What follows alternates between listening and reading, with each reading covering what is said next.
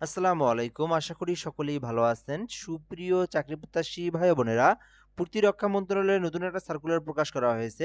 তো আজকে আমরা এই ভিডিওর মাধ্যমে এই সার্কুলার সম্পর্কে বিস্তারিত আলোচনা করব। এই সার্কুলারে আপনি আবেদন করতে কি শিক্ষাগত যোগ্যতা লাগবে, কারা আবেদন করতে পারবে এবং কারা আবেদন করতে পারবে না, আবেদনের পদ্ধতি সকল কিছু আমি আপনাদেরকে সুন্দর করে বুঝিয়ে দেওয়ার চেষ্টা করব। ভিডিওটা শেষ পর্যন্ত দেখলে আপনি সকল কিছুই জানতে পারবেন।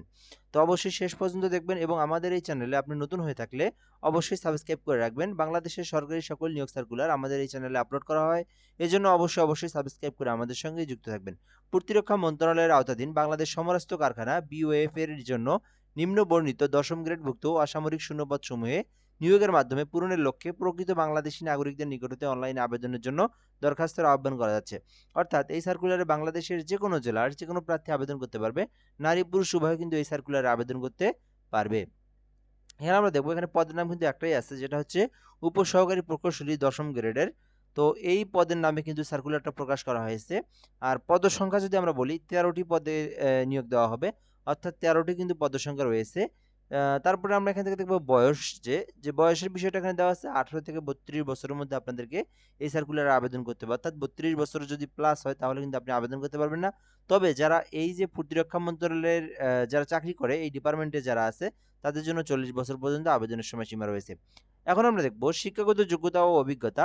কোনো স্বীকৃত ইনস্টিটিউট হইতে mechanical, electrical, automobile, woodwork, refrigeration, electronics, computer, metrology, chemical, ড্রাফটসম্যানশিপে এ বিষয়ে 3 বছরের মেয়াদী ডিপ্লোমা থাকতে হবে। অর্থাৎ আপনি যদি উপসহকারী প্রকৌশলী পদে আবেদন করতে চান, তাহলে এখানে যে নামগুলা বললাম এর মধ্যে যে ডিপার্টমেন্ট বা আপনি যে ট্রেড নিয়ে আপনি ডিপ্লোমা করছেন সেটা যদি এর মধ্যে থাকে তাহলে আপনি আবেদন করতে পারবেন। তো আমি আবারও বলবো এখান থেকে, আপনি যদি মেকানিক্যাল অথবা ইলেকট্রিক্যাল অথবা অটোমোবাইল অথবা উডওয়ার্ক, রেফ্রিজারেশন, ইলেকট্রনিক্স, কম্পিউটার, মেটালজি, কেমিক্যাল অথবা ড্রাফটসম্যানশিপ এখানকার মধ্যে যে কোনো ট্রেডে যদি আপনি ডিপ্লোমা করে থাকেন, তাহলে কিন্তু আপনি এই সার্কুলারের উপসহকারী প্রকৌশলী পদে আবেদন করতে পারবেন।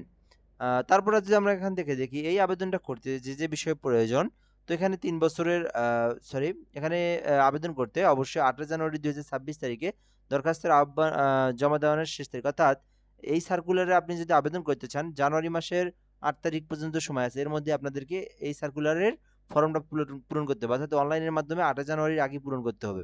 তারপর আমরা 2 নম্বর দেখব চাকরিরত প্রার্থীকে অবশ্যই যথাযথ কর্তৃপক্ষের অনুমতি ক্রমে আবেদন করতে হবে এবং মৌখিক পরীক্ষার সময় অনুমতিপত্র দাখিল করতে হবে। অর্থাৎ এটা কিন্তু আপনার মৌখিক পরীক্ষার সময় অনুমতি দাখিল করতে হবে। এরপরে যদি আমরা এখান থেকে দেখি, প্রার্থীগণকে মৌখিক পরীক্ষার সময় নিম্নবর্ণিত কাগজপত্র দাখিল করতে হবে। এগুলো আমাদের তেমন একটা ইম্পর্টেন্ট বিষয় না। আমাদের যে মূল বিষয়গুলো এগুলো আমরা পরীক্ষার অর্থাৎ আমরা এগুলো কি কাগজপত্র নিয়ে যেতে হবে এগুলো হচ্ছে মৌখিক পরীক্ষার আগে দেখলেও হবে। এখন আমাদের প্রয়োজন নেই। আমাদের এখন যে বিষয়গুলো সেটা হচ্ছে অনলাইনে অ্যাপ্লিকেশন করা। তো অ্যাপ্লিকেশন করতে আপনাদেরকে bofteletalk.com.bd এই ওয়েবসাইটের মাধ্যমে আবেদন করতে হবে। আপনি যদি আবেদন করতে চান bofteletalk.com.bd এই ওয়েবসাইটের মাধ্যমে আপনাদেরকে এই সার্কুলার আবেদন করতে হবে।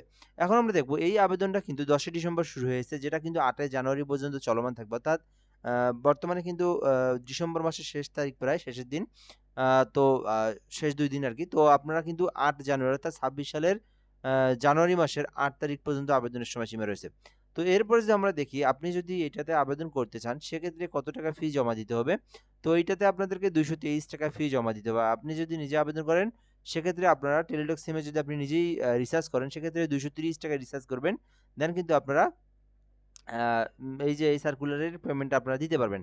কিভাবে পেমেন্টটা দিবেন এটাও বলা আছে এখানে। BOFABC অর্থাৎ এখানে একটা এক্সাম্পল দেওয়া আছে। তো আপনারা মেসেজ বক্সে যাবেন, টেলিটক সিমের মেসেজ বক্সে যাওয়ার পরে BOF লিখবেন। লেখার পরে স্পেস দিয়ে আপনাদের যে আবেদনের অ্যাপ্লিকেশন কপিতে যে ইউজার নামটা আছে ওইটা দিয়ে 16222 নাম্বার, যেটা টেলিটক সিমের নাম্বার, ওই নাম্বারে আপনারা সেন্ড করবেন।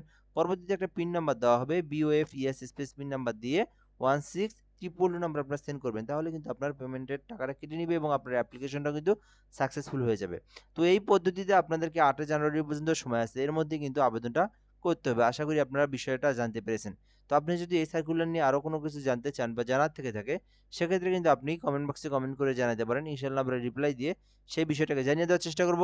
আর এই সার্কুলারে আপনি আবেদন করতে চাইলে আমাদের এই হোয়াটসঅ্যাপ নাম্বারে যোগাযোগ করতে পারেন। বাংলাদেশের যেকোনো সরকারি চাকরির আবেদন করতে আমাদের মাধ্যমে ঘরে বসে থেকে একদম নির্ভুলভাবে যেকোনো আবেদন করে নিতে পারবেন। হোয়াটসঅ্যাপ এসএমএস দিলে কিন্তু আপনি আমাদেরকে পেয়ে যাবেন। সো এ পর্যন্ত ভিডিওটা, ভালো থাকবেন। আসসালামু আলাইকুম।